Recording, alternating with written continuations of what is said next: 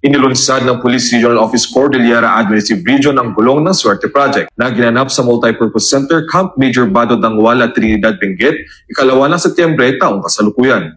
Ang proyekto ay pinangunahan ni Police Colonel Lambert A. Swerte, Provincial Director ng Benguet Police Provincial Office, at dinaluhan ni Honorable Melchor D. Diclas, Provincial Governor ng Benguet na nagsilbing panauhing pagdangal at tagapagsalita, at ni Police Colonel Froilan B. Lopez, ang Acting Chief Regional Staff ng PROCAR.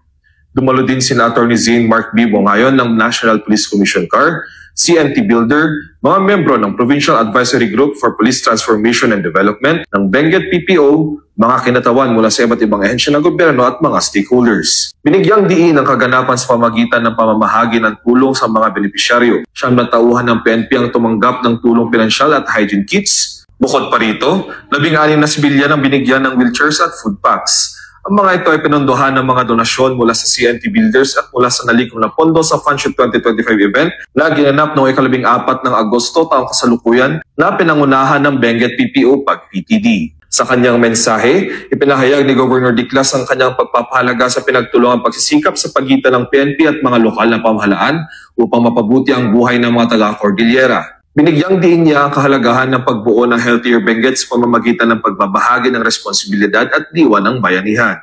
Ang gulong ng Swerte Project ay sinimula ni Police Colonel Swerte noong siya ay First Commander pa ng Regional Mobile Force Battalion, Calabarzon.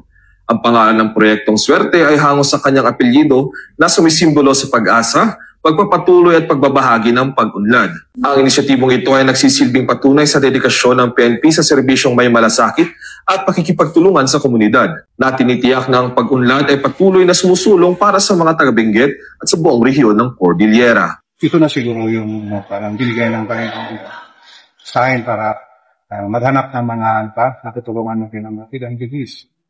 So, tuloy-tuloy yun, kaya pinanala ng gulong ng Swerte, starting from RMP4A, tapos sumasin up sa NCR. So, we are very thankful sa mga generous hearts na palaging sumusuporta sa gulong ng Swerte. At mga ibang kapulisan pa.